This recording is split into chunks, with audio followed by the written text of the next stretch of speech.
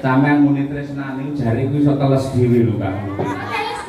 Ya kaya grogi ngoten lho sampeyan. Terus jenengane saya tambah ya suwane kok nibarate kaya emas ni malah kaya sinangkling kaya digosok satengah mencorong mawa cahya kulabi.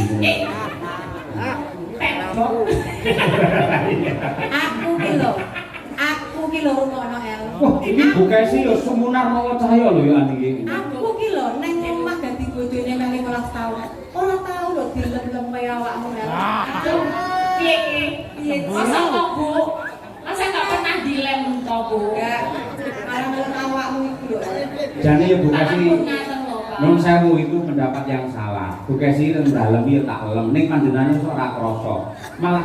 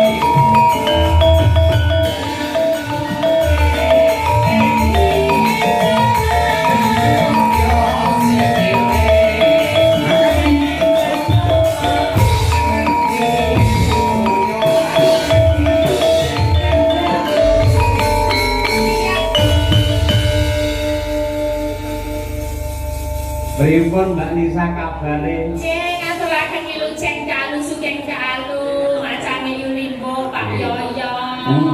Nggih. Kula hormati kula tresnani. Pripun? Kula hormati kula tresnani.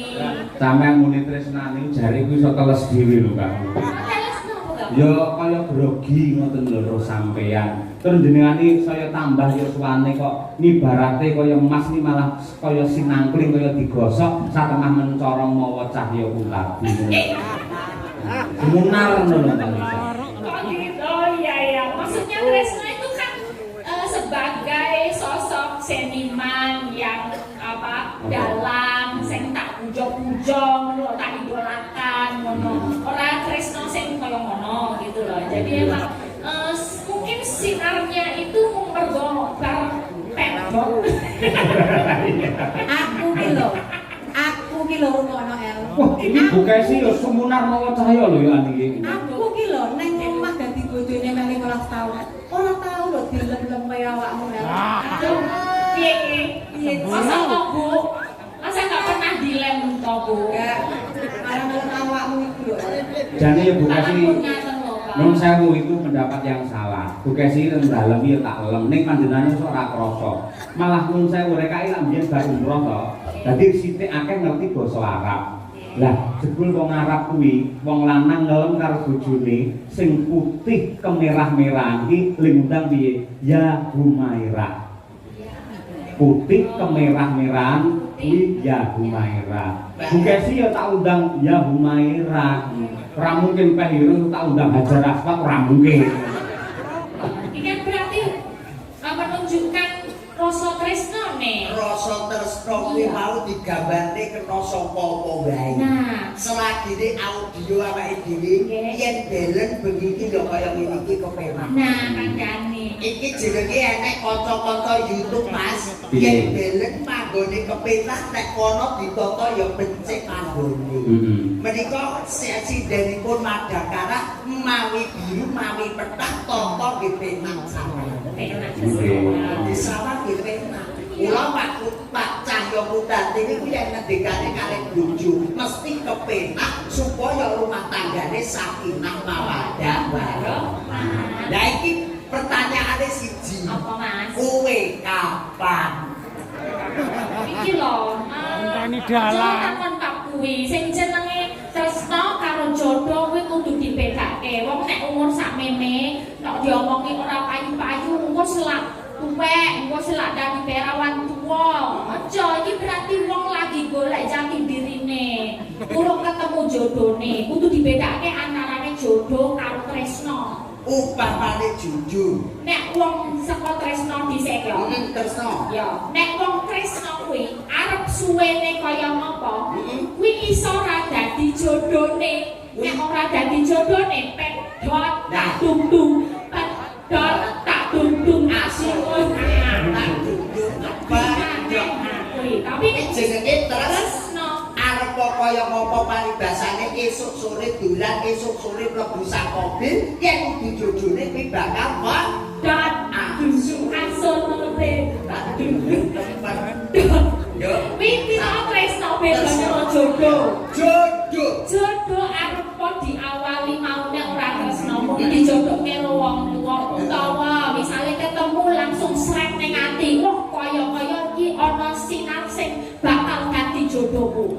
Lah kuwi diwiwiti saka barengan engko tuwuhe rasa tresno nek wis dadi siji. Kaya dulure dhewe sing manggon ning mriki, bengi iki temu wahyune jodoh, wahyune katentreman. Nah, iso muga-muga jogo dadi tresno, dadi yo jodoh. Ora nggih tak tungtung. Ora. Sing kan sing mau. Ora tak tungtung khusus seniman. Oh, wong iki kok tak tungtung ledeng. Maksud jor. Nek naden kaya ngopo Mbak Nun sewu jenengan kok ngendika apa wae kata-kata mutiara sebagus apapun nek nyatane praktekke jenengan kan nun sewu angel mendapatkan jodoh yang sesuai dengan idaman hati. Mergo napa jenengan ora ngerti makna dari mencintai atau makna dari cinta itu sendiri. Oh, tolong dijelaskan. Sampeyan saya tidak lagi.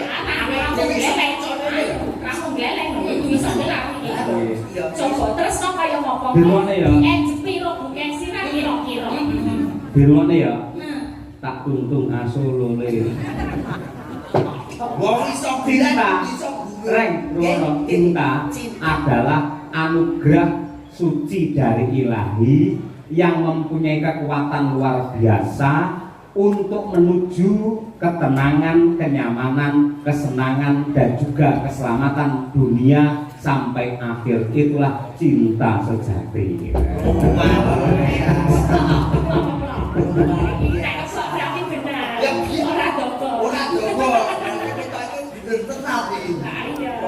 Ketoke marem. Cinta.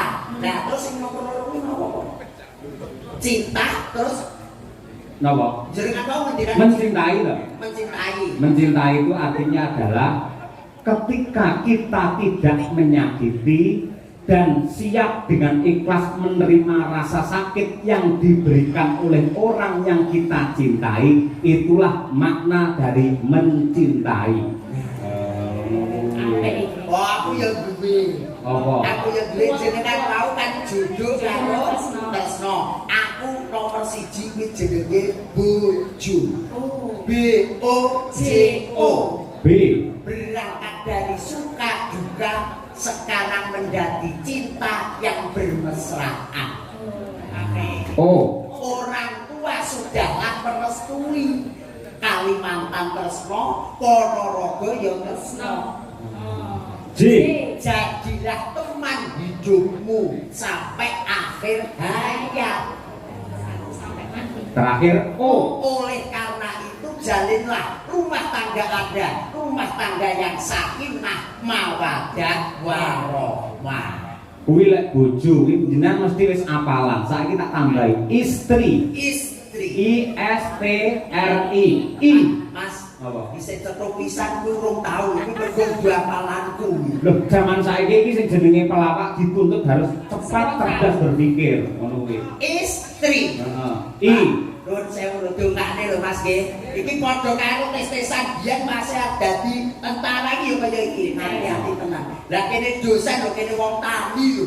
Kurang-kurang bingung piye ning jas. Istri. I. Insya Allah beliau akan menjadi keluarga yang sakinah, mawaddah, warahmah. Iki mau sakinae ping wae. Wis to meneng wae kadung ngedas lho. Balik lanjut lagi sakinah. Ora kena S. S. sakinah. Setelah itu Anda Anda harus selalu rukun, Anda selalu memadu kasih supaya keluarga Anda menjadi keluarga yang sakinah, mawaddah, warahmah. Nggih, dagelan telek. Udah tera ono. T. Tatak tutuk ngantos buku sing Yosua. Dongake kakek-kakek minen-minen andeng waringe sakinah, mawaddah, warahmah. Regu-regu paribasane rono dijak, pulih dijak, oleh rezeki sak kepel diwenehi sak kepel, oleh rezeki sak injing diwenehi sak injing. Muga kuwi jenenge wong keluargane sakinah, mawaddah, warahmah. Terakhir I. Para penonton kula nyuwun, mangki yen pas sakinah bareng mawon ben pucet raine. Ayo. I. Insyaallah begini iki kula pun lunas, Mas. Lah sakinah. Ora dituki mergo nek bareng-bareng kula kehilangan. Yo. Sampai Alhamdulillah bareng. Musik urung rampung. Wis to, Mas. Contoh ya, mesti ana sing apik, ana sing elek. Bola tengen Pandhawa ki apik, Kurawa ki elek. Dadi contone aja bab sing apik tok, sing elek. Nek istri utawa bojo lek apik. Apik. Mongko lek seneng karo wong sing kuwi dudu bojone, iki lak jenenge cara kene demenan. Demenan. Persuku demenan. Sakinah. Ayo. Dek, demen dolan ning ora kandha bojone. Ayo, persuku ya. Mendak tinggal yasinan bae kok wis do nduk. Lho, An terakhir. anake wis turu, ayo budal. Mas. Sik tambane aja geleng. Lho, piye, Mas? Persuku selingkuh secepat. Yuk. Serba cepat dan harus dapat. Cak. Wong selingkuh ki kudu cepet lah, ora cepet ora iso. Lah, kan YouTube lho. Ya lek kulino iki. Li. Iki nambahan ati tresno, mergo kasembadan gledek ning koper kono. Apal lho. NG. Aku ngendikane Prawinase sing penting ora konangan, ora dosa. Terakhir kok. Kok ya kok. Nggih. Kok lek konangan lho Mas, nganti ati. Kok konangan piye? Lah ya kok ki lho wae lho Mas kok ki. Kowe kudu iso. Lek ora iso tarik kembali. Ayo. Kok niku tegese ora kena angkuh karo bojone. Lino bola ben aja ngerti awake dhewe ning hubungane. Wes dadi. Ya aku ora kulino piye. Wong kene hobi. Hobi padate. Biyen jobate sik buka sapa sing nyang pisanan. Kowe. Wah jenengan. Weh. Dapurmu kowe dibayari aku ngono lho. Alah kula nggih jalan dilentok. Ngapunten Mas Cahyo nggih. Mboten napa-napa. Gudange ilmu, gudange budaya Mbak Elisa, ugi gudange agama. Nggih. Sing teng mriki menika pondok pesantren pun kondang. Darul Fikri. Leres, pondok Gontong, Nah. wonten mriko Arisalah, Wali Songo. Maya, wonten Almawadah. Nggih. Nuwun sewu jenengan nggih lulusan pondok, Mbak. Aku Kristen nih. Kowe langsung ngobong wis. Mbok lu nggih ngono kok piye malah ngobong. Mesake rek guys setelan lho. Aku ora mudeng tenan. Aku kene keduwe sempelan iku nggih akan dikindake karo Mas Royo. Kuwi bagelane entek-entekane pondok bersalin kae lho. Malah muni aku Kristen lah. Pondok bersalin ya aku kok ngomong pondok kuwi ora ngaji iki bakul cilok lho. Ngono lho kok ya. Lah iya ora gejak anu kok dan sepel-sepelan kok. Nggih. Saya Mbak Lisa, nun sewu jenengan kan sudah milih-milih lelaki balik kuwi mau. Monggo yo sing nate gandeng karo sam.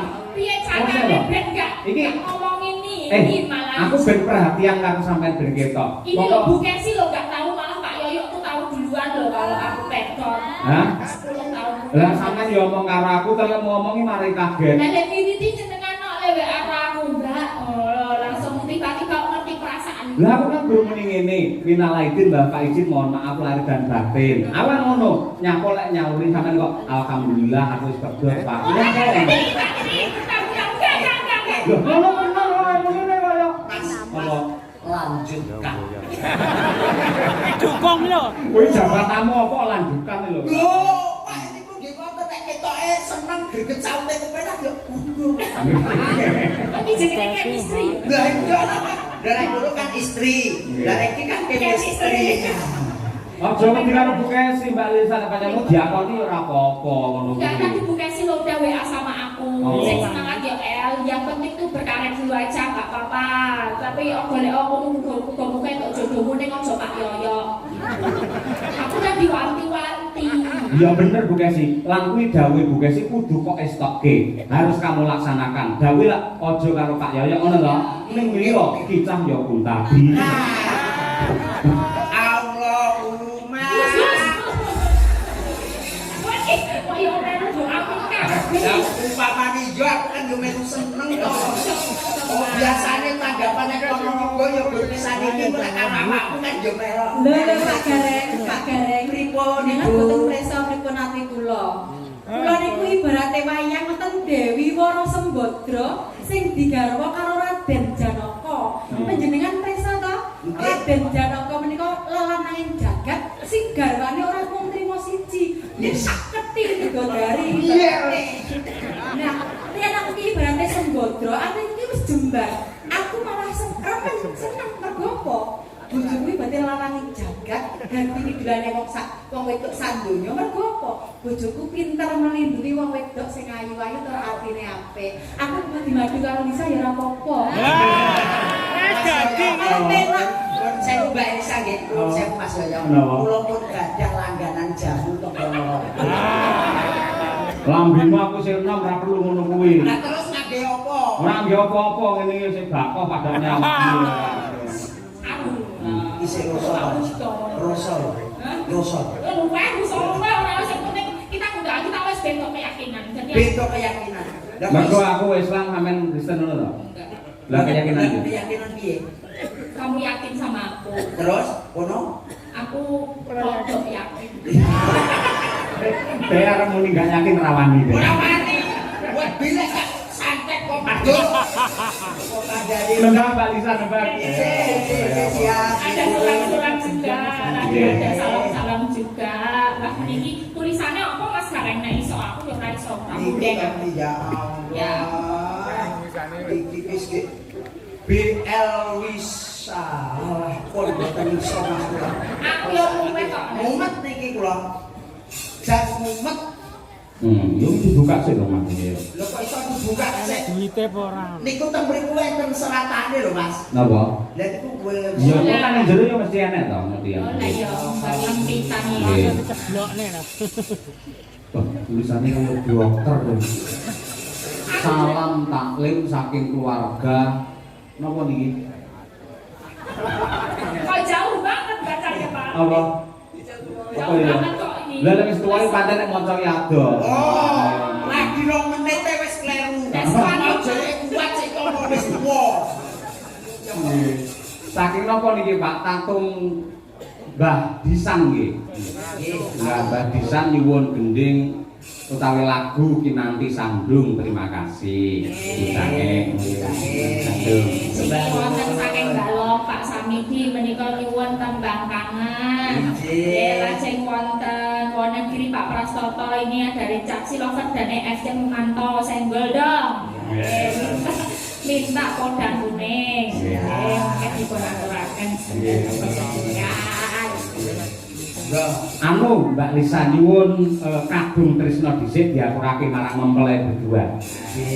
Nek nangis kamu piye? Ya ora. Ngopo kadung tresno kok nangis.